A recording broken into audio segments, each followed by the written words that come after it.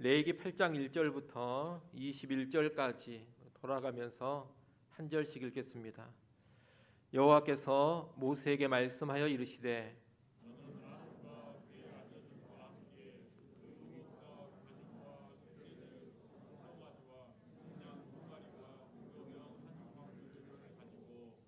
온 회중을 회막 문에 모으라.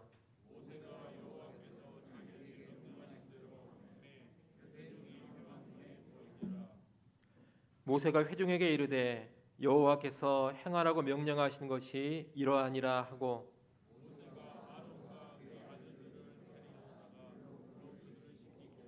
아론에게 속옷을 입히며 띠를 띄우고 겉옷을 입히며 에봇을 걸쳐 입히고 에봇의 장식 띠를 띄어서 에봇을 몸에 메고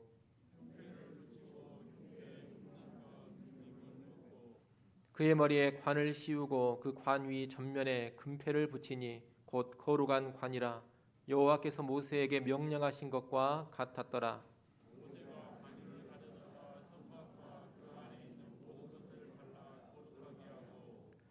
또 제단에 7번 뿌리고 또 그 제단과 그 모든 기구와 물두멍과 그 받침에 발라 거룩하게 하고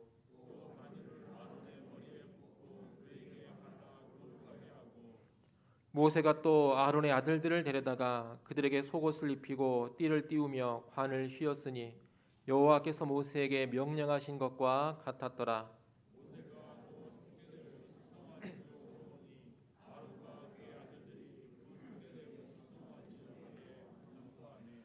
모세가 잡고 그 피를 가져다가 손가락으로 그 피를 제단의 네 귀퉁이 뿔에 발라 제단을 깨끗하게 하고 그 피는 제단 밑에 쏟아 제단을 속하여 거룩하게 하고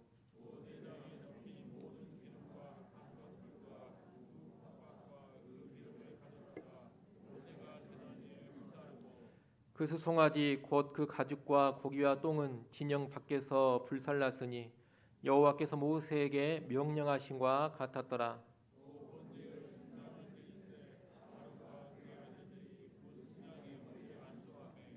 모세가 잡아 그 피를 제단 사방에 뿌리고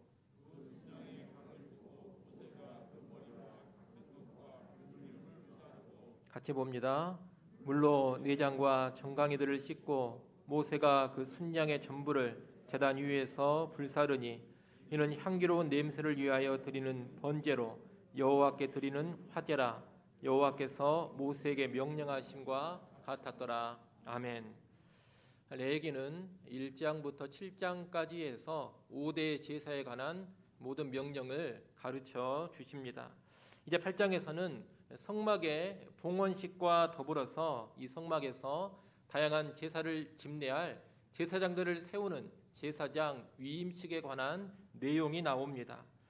우리가 출애굽기 말씀을 봤는데 출애굽기 40장에도 보면 이 성막 봉헌식과 제사장 위임식이 진행된 내용이 나옵니다. 거기에서는 성막의 완성과 더불어서 성막 봉헌식과 제사장 위임식이 아주 간결하게 나와 있습니다. 오늘 레위기 8장 말씀은 출애굽기 40장에서 아주 간략하게 기술된 성막의 봉헌식과 제사장 위임식을 이제 구체적으로 기록한 내용이다, 이렇게 이해하시면 되겠습니다. 오늘 본문의 내용을 보면 성막에 기름을 바르는 성막 봉헌식은 짧게 언급되고 있습니다. 주된 내용은 제사장 위임식입니다. 그렇기 때문에 우리는 레위기 8장을 제사장 위임식에 관한 말씀이다, 이렇게 봐도 되겠습니다. 제사장 위임식을 어떻게 진행하는지에 대한 구체적인 내용은 하나님께서 출애굽기 29장에서 이미 가르쳐 주셨습니다. 오늘 본문은 그 명령에 따라서 진행되는 제사장 위임식의 전반부 내용입니다. 이 부분에서 우리는 4가지 내용을 살펴보려고 합니다. 첫째, 제사장은 하나님이 택하시고 부르사 세우신 사람들이라는 겁니다. 오늘 본문 1절부터 4절까지를 보면 하나님은 모세에게 명령하셔서 아론과 그의 아들들로 하여금 제사장 위임식에 필요한 물품들을 준비해 가지고 회막 문으로 나오라고 하십니다. 위임식에 필요한 준비물들은 제사장의 의복, 관유, 속죄제로 드릴 수송아지 1마리, 그리고 순양 2마리, 여러 종류의 무교병이 담겨 있는 한 광주리의 무교병 광주리입니다. 아론과 그 아들들은 이 준비물을 가지고서 회막문으로 나오는 겁니다. 3절에 보면 아론과 그의 아들들만이 아니라 이스라엘 온 회중도 회막문으로 다 모으라고 하나님께서는 모세에게 명령하십니다. 온 회중을 이 회막문에 모으고 있는 것은 하나님께서 아론과 그의 아들들을 제사장으로 세우셨다라는 것을 회중 앞에서 위임식을 행하심으로 분명히 선포하시기 위함입니다. 하나님이 아론과 그의 아들들을 제사장으로 분명히 세우셨다라는 것을 알고 이 회중이 이 제사장들의 권위를 인정하며 영적인 지도력에 순복하도록 하기 위해서 온 회중을 회막문으로 불러 모으시고 위임식을 행하는 겁니다. 한마디로 이 제사장들은 어떤 사람들이냐? 하나님께서 택하시고 하나님께서 불러서 세우신 사람들입니다. 하나님은 그 사실을 회중에게 분명히 알리고자 하시는 겁니다. 여러분, 아론과 이 아들들은 이스라엘 회중이 원해가지고 제사장이 된 사람들이 아닙니다. 또는 아론과 그의 아들들이 스스로 원해서 제사장 된 것도 아닙니다. 아론과 그의 아들들이 우리를 제사장으로 세워주십시오, 우리가 제사장을 한번 하고 싶습니다, 이래가지고 제사장 된 것이 아니라는 겁니다. 다시 말해 이들이 제사장이 된 것은 백성의 뜻도 아니요 자기들의 뜻도 아닙니다. 누구의 뜻이냐? 하나님의 뜻입니다. 하나님께서 자신의 기쁘신 뜻 가운데 아론과 그의 아들들을 제사장으로 택하여 부르신 겁니다.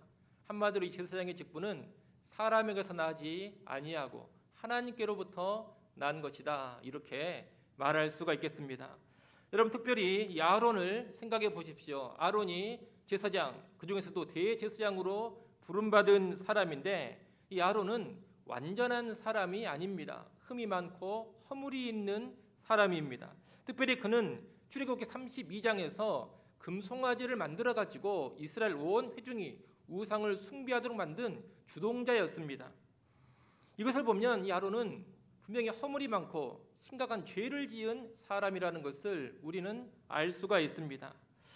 이렇게 보면 제사장의 자격이 없어 보입니다. 어떻게 금송아지를 만들어 가지고 이스라엘 온 회중을 우상 숭배로 끌고 간 사람이 대제사장 역할을 감당할 수 있을까? 어떻게 이런 사람이 제사장이 될 수 있는가? 이런 생각을 우리가 할 수도 있겠습니다만 하나님은 그럼에도 불구하고 아론과 그의 아들들을 제사장으로 불러 세우신 겁니다. 아론이 뭘 잘해서가 아닙니다. 하나님의 주권적인 은혜 가운데 그를 택하사 제사장으로 세우신 겁니다. 이것은 오늘날 우리도 마찬가지입니다. 오늘날 예수 믿는 우리가 신약의 제사장들 아닙니까? 그런데 신약의 제사장들인 우리 역시 어떻게 예수 믿어 제사장이 된 것이냐? 하나님의 택하심과 하나님의 부르심으로 된 것입니다. 어떤 사람이 나를 선택해 가지고 예수 믿게 하고 제사장으로 세워준 게 아닙니다. 또는 우리가 우리 스스로 예수 믿기를 선택하고 예수 믿어 제사장이 된 것도 아닙니다. 하나님이 택하시고 부르셔서 나로 하여금 예수를 믿게 하신 것이고 내가 예수 믿어 제사장 되게 하신 겁니다. 물론 표면적으로 보자면 내가 예수를 믿도록 도와준 사람들이 분명히 있습니다. 나에게 복음을 전해준 사람들이 있을 겁니다. 내가 신앙을 갖도록 여러모로 기도해주고 조력해준 그런 사람들이 반드시 있습니다. 또 복음을 듣고서 분명히 내가 예수 믿기로 결단한 것이 있습니다. 나의 의지를 동원했고 나의 결단이 있었습니다. 하지만 그럼에도 불구하고 이런 누군가의 도움이라든가 나의 의지적인 결단은 2차적인 것입니다. 내가 예수 믿어 제사장 된 1차적인 원인이 결코 아니라는 겁니다. 1차적인 원인은 무엇이냐? 어떤 사람이나 내 자신이 아닙니다. 내가 예수 믿게 된 1차적인 원인, 예수 믿어 왕 같은 제사장이 된 1차적인 원인은 무엇이냐? 하나님의 선택입니다. 하나님이 택하셨기 때문에 어떤 사람이 나를 예수 믿도록 도와주기도 한 것이고 하나님의 택하심이 먼저 있었기 때문에 내가 의지가 발동되어서 예수 믿기로 선택할 수도 있었다는 겁니다. 또 하나님께서 나를 택하신 것도 내가 완전하고 흠이 없어서가 아닙니다. 내가 정말 제사장직에 합당하고 예수 믿을 만한 좋은 자격을 갖추어서 택해 주신 게 아닙니다. 잘 아시는 것처럼 우리는 죄인입니다. 부족함이 많고 추함이 많습니다. 우리의 면모를 깊이 살펴보면 너무나도 더러운 것들이 많이 있습니다. 그래서 뭔가 우리가 깨끗하고 괜찮아서 하나님이 택해 주신 게 결코 아니라는 겁니다. 우리는 추한 죄인들인데 하나님께서 아론을 택하셨던 것처럼 부족함이 많은 우리임에도 불구하고 은혜로, 주권적인 은혜로 우리를 택하셔서 예수 믿게 하시고 구원받게 하시고 제사장 되게 하신 겁니다. 그렇기 때문에 우리는 내가 예수 믿어 제사장이 되었다면 하나님의 선택이 가장 먼저 있었다라는 것을 분명히 알아야 되겠습니다. 교회 영적인 지도자들도 마찬가지입니다. 교회 영적인 지도자도 자기가 원한다고 해서 영적인 지도자가 된 것이 아닙니다. 어떤 사람들이 지명하고 세워져 가지고 된 것도 사실 아닙니다. 본질상 교회의 모든 지도적인 직분들, 목회자를 포함한 중직자들은 누가 택하시고 부르신 거냐? 하나님이 택하시고 부르신 것입니다. 하나님이 주권적으로 은혜를 주셔서 택하시고 불러주셨기 때문에 그 부르심을 따라서 지도력을 발휘하는 겁니다. 오늘 많은 사람들은 이 택함을 잘 인정하지 않으려고 합니다. 지금 이 시대가 하나님 중심의 시대라기보다는 인간 중심의 시대가 되어가고 있기 때문에 구원에 있어서도 하나님의 선택을 말하는 것을 부정적으로 생각하고 하나님이 선택하고 택한 것이 아니라 우리가 믿기로 선택하고 우리의 의지로 결단한 것 아니냐 이런 이야기들을 많이 하고 또 그런 이야기에 혹하기도 합니다. 하지만 시대의 풍조와 상관없이 성경은 분명히 뭘 말하고 있느냐, 구원에 있어서 우리가 예수 믿는 이 구원의 사건에 있어서 하나님의 택하심을 명백하게 말하고 있습니다. 말씀을 몇 군데 찾아보겠습니다. 요한복음 15장 16절 말씀을 한번 보겠습니다.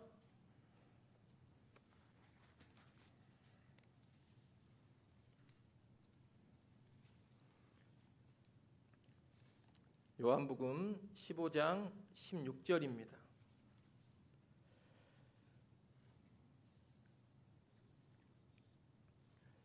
요한복음 15장 16절 말씀 같이 한번 읽습니다.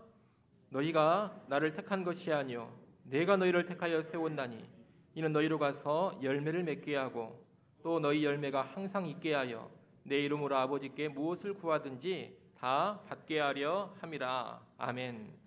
여러분 16절 맨 앞에 뭐라고 말씀합니까? 너희가 나를 택한 것이 아니라 내가 너희를 택하여 세웠다. 예수님께서 이렇게 말씀합니다. 예수를 믿고 따르는 제자들, 이 제자들이 예수님을 선택한 게 아니라는 겁니다.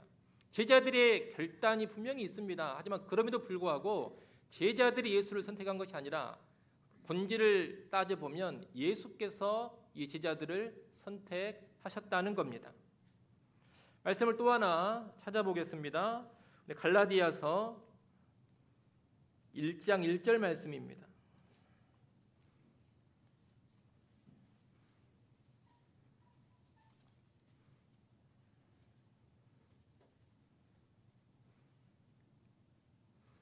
갈라디아서 1장 1절 우리 같이 한번 읽어보겠습니다. 사람들에게서 난 것도 아니요 사람으로 말미암은 것도 아니요 오직 예수 그리스도와 그를 죽은 자 가운데서 살리신 하나님 아버지로 말미암아 사도된 바울은 아멘. 사도 바울이 자기가 교회의 지도적 직분인 사도가 된 것이 무엇으로 말미암은 것이라고 합니까? 사람들에게서 난 것이 아니다 그럽니다. 사람의 뜻으로 말미암은 게 아니다 이렇게 말합니다. 오직 예수 그리스도와 하나님으로 인하여서 내가 사도의 직분을 갖게 되었다라고 말합니다. 이 또한 뭘 말하는 거냐? 하나님의 택하심을 말하는 겁니다. 하나님의 택하심으로 인하여서 바울이 사도가 되었다는 겁니다. 그럼 이런 지도자들만 하나님의 택함이 있어가지고 지도자가 된 거냐? 그렇지 않습니다. 모든 성도들이 다 그렇습니다. 하나만 더 찾아보겠습니다. 사도행전 13장 사도행전 13장 48절 말씀 한번 보겠습니다.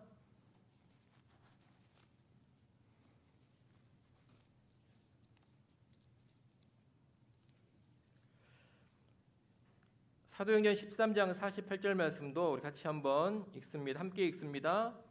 이방인들이 듣고 기뻐하여 하나님의 말씀을 찬송하며 영생을 주시기로 작정된 자는 다 믿더라. 아멘. 바울이 이방인들에게 복음을 전했을 때 어떤 이방인들이 그 복음을 듣고 예수를 믿었다고 합니까? 하나님께서 영생을 주시기로 작정된 자들이 복음을 믿었다. 예수를 구주로 믿었다. 그럽니다. 모든 예수 믿는 자들은 다 하나님의 작정 가운데, 달리 말하면 하나님의 예정, 하나님의 선택 가운데 믿게 되었음을 가르쳐주는 말씀입니다. 우리가 세 구절의 말씀만 찾아봤습니다만 이외에도 하나님의 선택과 예정을 말하는 구절을 찾으려면 더 많이 찾아볼 수가 있습니다. 참으로 성경은 곳곳에서 하나님의 선택, 하나님의 부르심을 말하고 있습니다. 우리가 부정할 수 없는 성경의 가르침이요, 성경의 진리입니다. 그렇기 때문에 오늘 내가 그리스도인 된 것, 오늘 내가 예수 믿어서 왕 같은 제사장이 된 것은 결코 사람의 뜻이나 나의 결단에 의해서 된 것이 아니다라는 것을 분명히 알아야 되겠습니다. 무엇으로 된 것입니까? 하나님의 뜻으로 된 것입니다. 하나님의 택하심, 하나님의 부르심으로 된 것입니다. 우리는 이것을 분명히 알고 신앙생활을 해야 되겠습니다. 특별히 택함과 부르심은 우리의 교만과 자만을 위한 것이 아닙니다. 또는 무사안일한 삶을 위한 것도 아닙니다. 하나님 나를 택해 주셨으니 난 어떻게 살아도 되는구나, 이런 것 하라고 택하시고 부르신 게 아니라는 겁니다. 이 선택 그리고 부르심은 나는 아무런 공로가 없음을 알고 하나님께 전적으로 감사하고 하나님께만 영광을 돌리는 것이 그 목적, 의도입니다.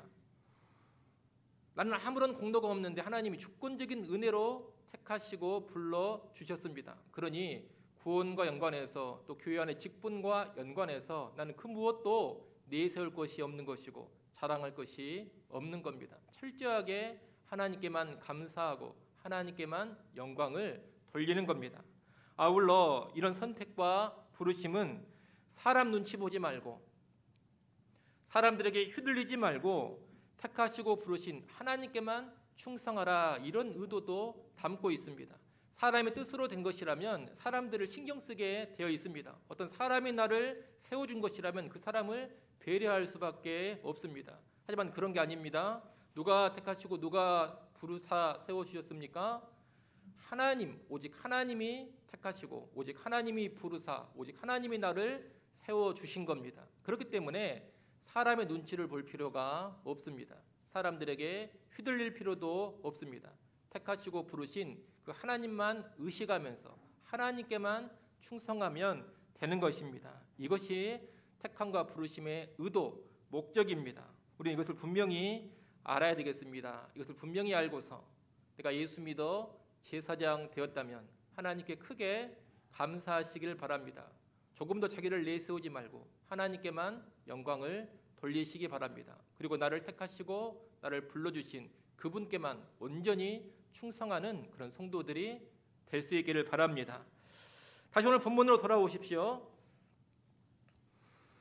제사장의 이임식에서 우리가 두 번째로 볼 것은 이 제사장은 합당한 의복을 입어야 한다는 겁니다. 오늘 본문 6절로 9절 그리고 13절을 보면 모세는 아론과 그의 아들들에게 제사장의 의복을 입힙니다. 이 제사장은 의복을 입지 않고서는 그 어떤 직무도 감당할 수 없습니다. 제사장의 직무를 감당하려면 반드시 제사장의 의복을 입고 직무 감당을 해야 합니다. 그래서 이 위임식에서 제사장의 의복을 입히는 겁니다. 이 제사장의 의복은 제사장의 직분이 거룩하고 영광스럽다라는 것을 드러내는데 신약 시대의 제사장인 우리 역시 옷을 입습니다. 어떤 옷을 입습니까? 구약의 제사장들처럼 겉으로 드러나는 어떤 물질적인 옷이 아닙니다. 영적인 차원에서 신약의 제사장들은 옷을 입는데 그 옷이 바로 예수 그리스도입니다. 신약의 제사장들은 예수 그리스도로 옷 입는다는 겁니다. 신약의 제사장들인 우리는 이미 예수 그리스도로 옷을 입었습니다. 예수 그리스도는 의롭고 거룩하시고 영화로우십니다. 예수님을 믿는 자는 곧 그 예수 그리스도로 옷을 입게 됩니다. 예수 믿는 자는 예수님의 의로움, 예수님의 거룩함, 예수님의 영화로움을 덧입게 된다는 겁니다. 잘 아시는 것처럼 우리 자신에게는 더럽고 추한 모습이 많습니다. 영광과는 거리가 아주 먼 모습입니다. 그러나 의로우신 예수님, 거룩하신 예수님, 영화로우신 예수님이 우리를 옷이 되어서 덮어 주시는 겁니다. 예수 그리스도께서 우리를 옷이 되어 덮어 주시기 때문에 하나님께서 우리를 보실 때는 어떻게 보시느냐? 예수님처럼 의롭게 봐주시고 예수님과 같이 거룩하게 봐주시고 예수님처럼 영화로운 존재로 우리를 봐주시는 겁니다. 우리 실제로 그런 존재는 아닌데 그렇게 봐주신다는 겁니다. 연관해서 고린도전서 말씀을 하나 또 보겠습니다. 우리가 종종 보는 말씀인데 고린도전서 1장 30절입니다.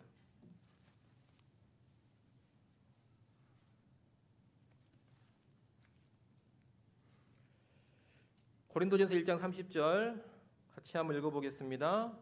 너희는 하나님으로부터 나서 그리스도 예수 안에 있고 예수는 하나님으로부터 나와서 우리에게 지혜와 의로움과 거룩함과 구원함이 되셨으니 아멘.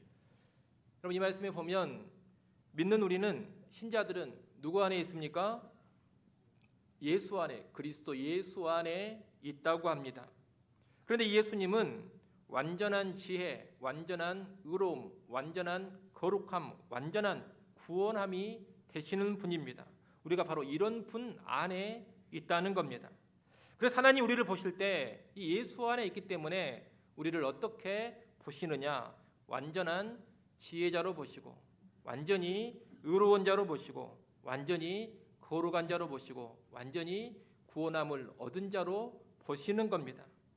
예수 안에 있기 때문에 하나님이 나를 누구처럼 봐주느냐? 예수 그리스도인 것처럼 봐주신다는 겁니다.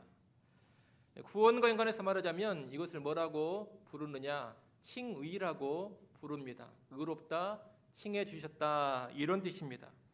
우리의 실제 상태와 무관하게 예수 믿는 우리를 예수로 옷 입은 것으로 보시고 우리를 의롭다 칭해 주시는 것, 우리를 의롭다고 여겨 주시는 것, 죄인인 나를 예수 그리스도와 똑같이 봐주시는 것, 이것이 바로 칭의입니다. 놀라운 은혜입니다. 여러분, 하나님은 부족한 우리를 자신을 섬기는 제사장들로 불러주셨습니다. 그리고 우리에게 제사장의 옷, 예수 그리스도라는 옷을 입혀주셨습니다. 예수 믿는 우리를 의롭게, 거룩하게, 영화롭게 봐주십니다. 그래서 우리가 예수 믿었다면 예수 안에서 의로운 존재다, 거룩한 존재다, 영화로운 존재다, 이것을 분명히 알아야 되겠습니다. 내가 죄를 하나도 안 지어서가 아닙니다. 예수 안에 있기 때문입니다. 예수로 옷 입었기 때문입니다. 이를 꼭 기억하시고 내가 어떤 신분인지, 하나님 나를 어떻게 봐주시는지를 늘 기억하며 살기 바랍니다. 한 걸음 더 나아가서 제사장이 입는 이 옷은 우리가 실제 삶 가운데 또한 입어가야 하는 옷입니다. 앞서 말씀드린 것처럼 우리가 이미 예수로 옷 입었습니다. 예수를 믿으면 하나님 우리를 의롭고 거룩하고 영화롭게 봐주십니다. 하지만 실제 우리의 상태는 어떻습니까? 실제적인 우리의 상태는 여전히 더러운 것이 많고 죄가 많고 불의가 많습니다. 거룩하지 않고 영화롭지도 않습니다. 그런 우리의 모습을 실제로 의롭고 거룩하고 영화로운 모습으로 변화시켜 가야 되는 책임이 우리에게 있는 겁니다. 이런 변화시켜가는 삶이 또한 제사장의 의복을 입어가는 삶이다, 그렇게 말할 수 있겠습니다. 이런 맥락에서 신약 성경에서는 옛사람을 벗어버리고 새 사람을 입어라, 이런 말을 하고 있습니다. 에베소서 4장 23절 24절 말씀을 제가 한번 읽어드립니다.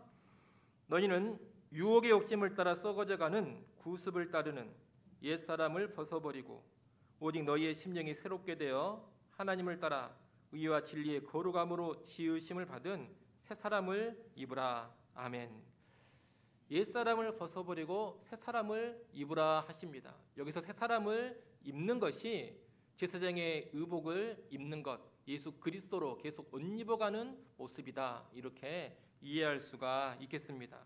우리는 계속해서 예수 그리스도로 옷을 입어가야 합니다. 실제적으로 의로운 삶을 살아야 되고 거룩한 삶을 살아가야 합니다. 회개할 것은 회개하고 순종할 것은 순종하고 죄와 치열하게 싸우면서 새 사람을 입어가야 하는 것입니다.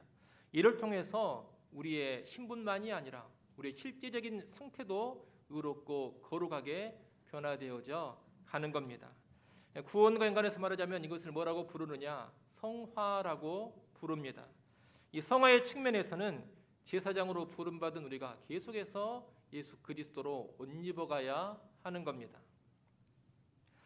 여러분, 이렇게 칭의의 측면에서 예수로 옷 입고 또한 성화의 측면에서 옛사람을 벗어버리고 계속해서 새 사람을 입어가는 것, 이것이 신약의 제사장의 의복을 입어가는 삶인데, 이런 삶이 있어야지만 제사장의 직무를 제대로 감당할 수가 있는 겁니다.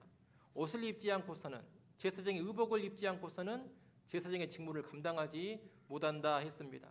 그러니 예수로 옷 입지 않고서는, 또 예수로 옷 입어가고 있지 않고서는 결코 제사장의 직무를 제대로 감당할 수 없음을 우리는 알아야 합니다. 이를 꼭 기억하시고 완전한 완전한 거룩, 완전한 구원이 되시는 예수 그리스도로 먼저 옷 입기를 바랍니다. 또한 계속해서 그분으로 옷 입어 가시기 바랍니다. 그러면 그럴수록 우리는 더 온전히 제사장의 직무를 이 땅에서 잘 감당해 갈 수 있을 겁니다. 세 번째로, 성막과 제사장들에게 거룩한 기름인 관유를 바르고 부었다는 것을 오늘 본문에서 볼 수 있습니다. 다시 오늘 본문으로 오십시오.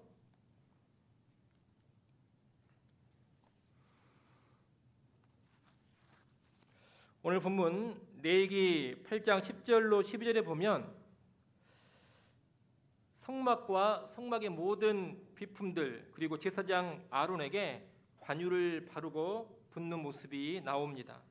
그리고 13절에서는 아론의 아들들에게 옷을 입혔다, 이렇게 말하고 있는데, 옷을 입은 이 아들들에게도 이때 관유를 부었을 것입니다. 물론 오늘 본문에는 아론의 아들들에게 관유 붓는 모습은 직접 기록되어 있지 않습니다. 성막과 성막의 모든 비품들, 그리고 대제사장인 아론에게만 관유를 붓는 것이 기록되어 있습니다. 하지만 출애굽기 28장 41절에 보면 아론의 아들들에게도 관유를 부어라, 그렇게 분명히 명령을 하셨고, 출애굽기 40장에도 보면 모세가 아론만이 아니라 아론의 아들들에게도 관유를 부었다고 위임식 내용을 간략하게 언급을 하고 있습니다. 그렇기 때문에 오늘 본문에서 직접 언급하지는 않았다 하더라도 아론만이 아니라 아론의 아들들에게도 이 위임식에서 관유를 부었다라는 것을 우리는 알아야 되겠습니다. 기름을 부었다 했는데, 이 기름 부음은 어떤 인물을 위해서 특별한 하나님의 선택과 부르심을 받았음을 의미합니다. 아무에게나 기름을 붓지 않습니다. 누구에게만 기름을 붓느냐? 하나님이 특별히 택한 사람에게만 기름을 붓는 겁니다. 아울러 이 기름 부음은 성령의 임하심과 능력을 상징하기도 합니다. 머리에 기름을 부어서 온 몸에 기름이 흘러 적시게 되는데, 그와 같이 성령께서 택함 받은 그 사람에게 임하셔서 성령의 능력으로 충만하게 채우심을 의미하는 겁니다. 결국 이 기름 부음은 두 가지 의미가 있는 겁니다. 하나는 하나님이 택하셨다는 것이고, 또 하나는 하나님께서 성령을 주셨다는 겁니다. 하나님의 택하심과 아울러 성령을 주심, 여러분, 이것을 상징적으로 보여주는 것이 바로 기름 부음입니다. 택하심과 부르심 우리가 이미 앞에서 봤는데, 하나님은 그 택한 자들에게 뭘 주시느냐? 성령을 주십니다. 성령으로 기름 부어 주신다는 겁니다. 특히 우리가 이 성령의 기름 부음을 오해해서는 안 되겠습니다. 예전에도 이 제사장 유임식과 연관해서 성령의 기름 부음을 설명해 드린 적이 있습니다. 다시 한번 말씀을 드리겠습니다. 성령의 기름 부음이라는 말을 교회에서 종종 사용하는데, 이 성령의 기름 부음이라는 것은 예수 믿는 신자들이 예수를 믿고 나서 어떤 특정한 계기를 통해 받게 되는 성령의 특별한 능력을 말하는 것이 아닙니다. 특별한 성령의 은사, 특별한 성령의 능력, 특별한 권능을 따로 받는 그 사건이 성령의 기름 부음이 아니다, 이 말입니다. 신약 성경에 말하는 성령의 기름 부음은 뭐냐? 성령의 내주를 말하는 것입니다. 물론 내주하시는 성령께서 능력으로 일해 주시기 때문에 이 기름 부음을 성령의 능력과도 연결시킬 수는 있겠습니다만, 정확하게 말한다면 신약 성경은 항상 성령의 기름 부음을 뭐라고 설명하느냐? 성령의 내주라고 설명을 한다는 겁니다.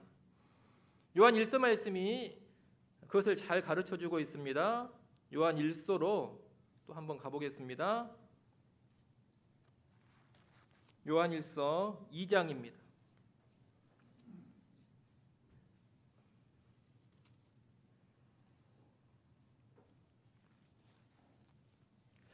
요한 1서 2장 20절 말씀 같이 한번 읽어보겠습니다. 너희는 거룩하신 자에게서 기름 부음을 받고 모든 것을 아느니라. 아멘. 여기서 말하는 너희는 예수 믿는 신자들을 가리킵니다. 그런데 예수 믿는 신자들은 거룩하신 자에게서 기름 부음을 받고 이렇게 말하고 있습니다. 기름 부음을 받고, 이 받고는 현재형입니다. 현재 기름 부음을 받은 상태라는 겁니다. 기름 부음을 앞으로 받아라 이런 말 하지 않습니다. 예수 믿는 신자들은 현재 뭐가 있다는 겁니까? 기름 부음이 있다는 겁니다. 요한일서 2장 27절도 한번 보십시오. 요한복음 2장 27절에 보면 너희는 주께 받은 바 기름 부음이 너희 안에 거하나니 이렇게 말씀하고 있습니다. 여기서 거하나니라는 단어는 과거형입니다. 이미 기름 부음을 받았다 이런 뜻입니다. 다시 말해 예수 믿는 신자들은 이미 기름 부음을 받았습니다. 그리고 현재 그 기름 부음을 가지고 있습니다. 그러면 이미 받았고 지금 가지고 있는 이 기름 부음이 뭐냐? 다른 게 아닙니다. 성령의 내주입니다. 요한일서 말씀은 예수 믿는 신자들에게 성령께서 이미 내주하셨고 지금도 내주하고 계신다라는 것을 기름 부음으로 설명하고 있는 겁니다. 그렇기 때문에 성령의 기름 부음은 언제 일어나는 것이냐? 예수 믿는 그 순간에 일어나는 것이지 예수 믿고 나서 특별한 계기를 통하여 이루어지는 사건이 절대 아니라는 겁니다. 구약에 보더라도 이 기름 부음은 제사장이 언제 받는 겁니까? 제사장이 될 때 받는 것이 기름 부음입니다. 제사장이 되고 나서 기도를 많이 하고 율법을 열심히 공부하고 맡은 직무를 충성스럽게 잘 감당하면 그때 그것을 잘 보고서 기름을 붓는 게 아니라는 겁니다. 잘 사는 것을 보고서 기름을 부어주는 것이 아니라 앞으로 잘 살라고 직무를 잘 감당하라고 주어지는 것이 기름 부음입니다. 기름을 부어서 제사장을 삼는 것이고 제사장이 될 때에 기름 부음을 받는 겁니다. 신약에서도 마찬가지입니다. 우리가 예수 믿으면 제사장이 되는데 예수 믿어 제사장 되는 것이 믿는 순간에 일어나는 일 아닙니까? 그러면 기름 부음도 언제 받겠습니까? 예수 믿어 제사장이 되는 그 순간에 받아야 성경적이지 않겠습니까? 예수를 믿고 나서 그대로 기도를 열심히 하고 성경도 많이 공부하고 말씀대로 잘 순종하는 삶을 살아가면 그때 성령의 기름 부음이 있는 게 절대 아닙니다. 예수 믿을 때 성령의 내주, 성령의 기름 부음이 있는 겁니다. 우리가 오해하면 안 되는 것이 성령을 주시는 것, 성령의 기름 부음이 있는 것이 잘 살아서 받는 게 절대 아니라는 겁니다. 잘 살았기 때문에 받는 것이 아니라 잘 살아가라고 주시는 것이 성령의 기름 부음입니다. 오늘 많은 그리스도인들은 착각을 하는 것 같습니다. 내가 뭔가 능력 있게 살고 있으면 더 능력 있게 살라고 주어지는 것이 성령의 기름 부음이라고 착각을 하고 있습니다. 여러분, 그런 게 아닙니다. 우리는 무기력하고 무능하고 연약합니다. 이런 무기력하고 무능하고 연약한 우리를 능력 있게 살도록 하기 위해서 성령이 주어지는 것이고 성령의 기름 부음이 있는 겁니다. 그리고 이것은 예수 믿는 그 순간에 일어나는 사건인 것입니다. 그런 여러분, 이 기름 부음을 예수 믿는 모든 사람, 신약의 제사장인 모든 그리스도인에게 이미 이루어진 사건이라는 것을 꼭 알고 신앙생활을 하시기를 바랍니다. 성령의 내주로 알고 성령의 기름 부으심이 예수 믿었다면 이미 내게 있다, 이렇게 알고 살라는 겁니다. 오늘 우리는 기름 부음 받은 제사장들입니다. 다시 말하면 우리는 하나님의 특별한 택함을 받아 세워진 사람들이요, 또한 그 직분을 잘 감당할 수 있도록 성령께서 내주하시며 능력으로 도와가는 사람들입니다. 이 진리를 잘 알아야지만 이 땅에서 제사장으로 살아갈 때 담대함과 확신 그리고 자신감을 가지고 살아갈 수가 있을 겁니다. 교회 직분자들도 이것을 잘 알아야 담대하게 맡은 직분을 감당해 갈 수가 있는 겁니다. 우리는 하나님 우리에게 맡겨주신 제사장의 직분, 제사장의 책임과 사명, 또 직분자로서의 어떤 역할 감당을 대단히 부담스럽게 느낄 때가 있습니다. 또 그런 사명과 직분 감당 앞에서 무력감을 느낄 때도 있습니다. 내가 과연 제사장답게 잘 살아갈 수가 있을까? 내가 과연 제사장의 사명을 잘 감당할 수가 있을까? 내가 목사로서 목사의 직책을 잘 감당할 수 있을까? 장로로서 장로의 직분을 잘 감당할 수 있을까?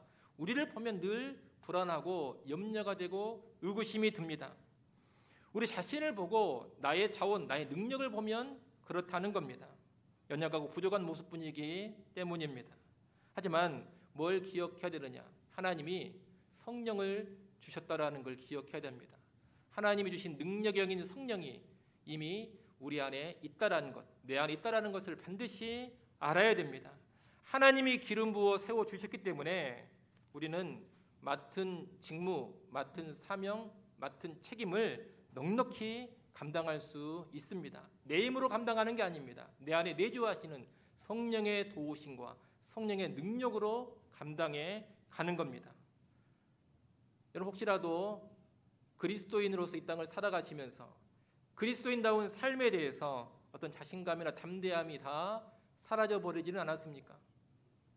그리스도인다운 삶은 살아가는 것이 거의 불가능하고 세상에 묶여서 살아갈 수밖에 없다. 세상의 풍조에 휩쓸려 살아갈 수밖에 없다. 죄 지으며 살아갈 수밖에 없다. 여러분, 이런 생각에 빠져 있지는 않습니까? 자꾸 그리스도인의 삶을 살아감에 있어서 위축되기만 하고 불안하기만 하고 물러서는 그런 모습만 있지는 않습니까?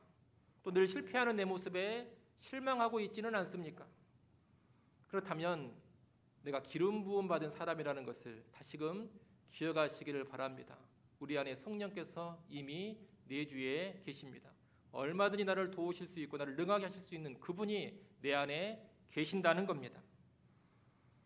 직분을 감당할 때에도 자꾸 직분 감당과 연관해 가지고 물러서 위축되는 그런 모습이 있다면 내주하시는 성령님을 다시금 주목하시고 볼 수 있으면 좋겠습니다. 자기를 보지 마시고 다시금 주님을 바라보시고 주님을 앙모하십시오. 내주하시는 성령님의 도우심을 구하십시오. 그리고 성령을 의지하며 나아가십시오. 그럴 때 확신과 담대함 그리고 능력으로 우리의 모든 직분과 사명을 잘 감당할 수 있을 겁니다. 마지막 네 번째로 우리가 볼 것은 이 제사장 위임식에서 속죄제와 번제를 드렸다는 겁니다. 다시 오늘 본문으로 또 돌아오십시오.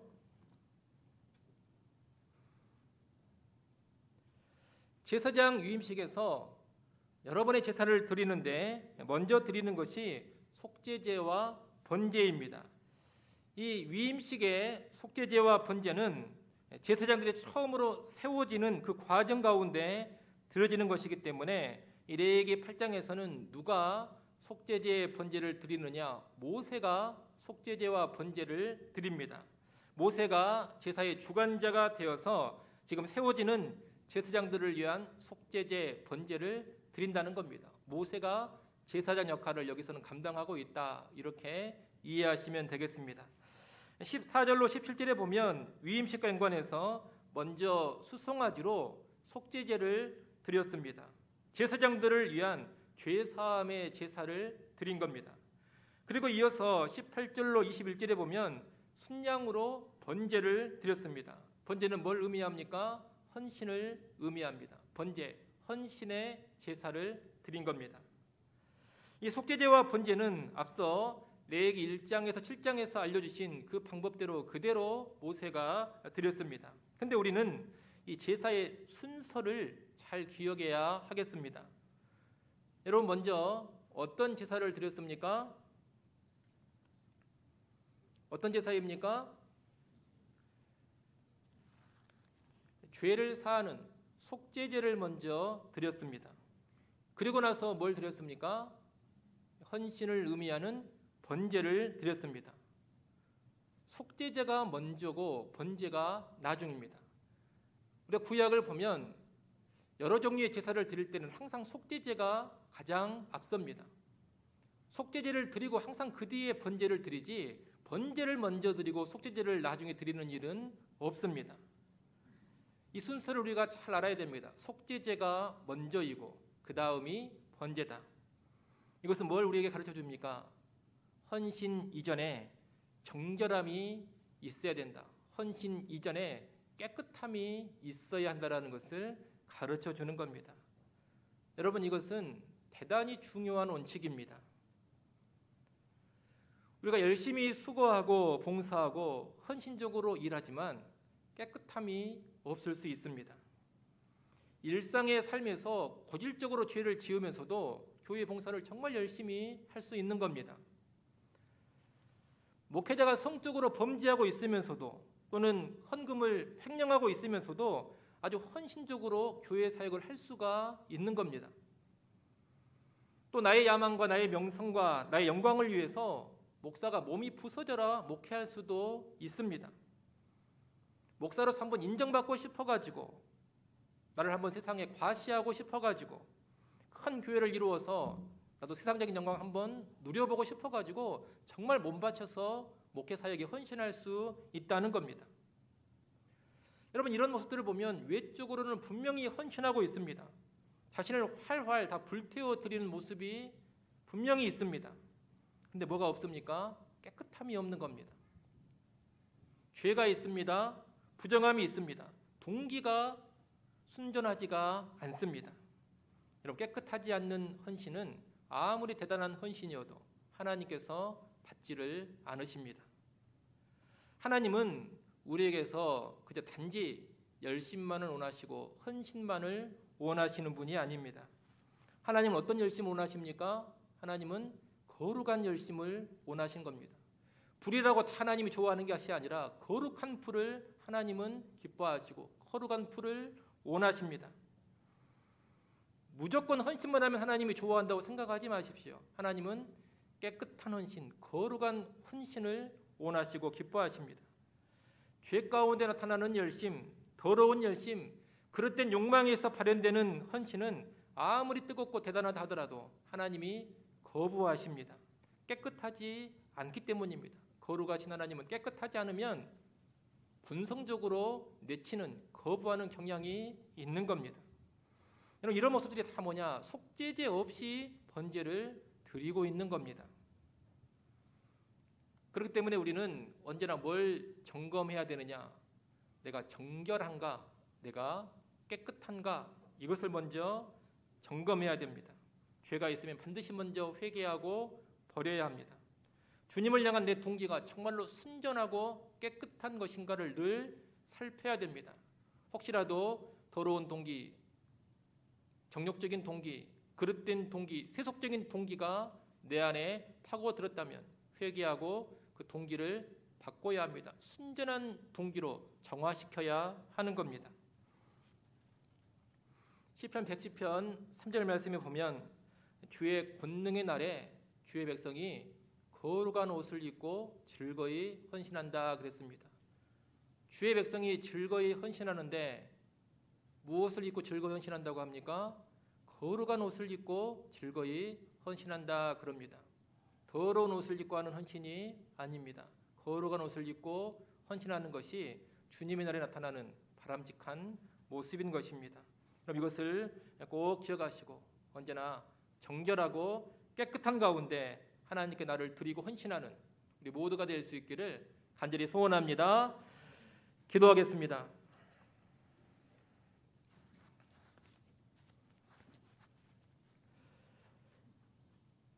하나님 아버지, 제사장 위임식과 연관된 여러 내용들을 우리가 살펴봤습니다. 하나님의 택함과 부르심으로 오늘 내가 예수 믿어 제사장 되었음을 알게 하시고 그 하나님의 택함과 부르심에 전적으로 감사하며 나를 부르신 하나님께 온전히 충성케 하여 주시옵소서. 예수 그리스도로 옷 입고 또한 옷 입어가면서 제사장의 직무를 잘 감당하기를 원합니다. 또한 내주하시는 성령의 도우심을 의지하여 성령의 능력과 권능으로 맡겨진 직분과 사명을 잘 감당하기를 원합니다. 무엇보다 깨끗한 헌신으로 주의 일을 감당케 하여 주시옵소서. 예수님의 이름으로 기도드리옵나이다. 아멘.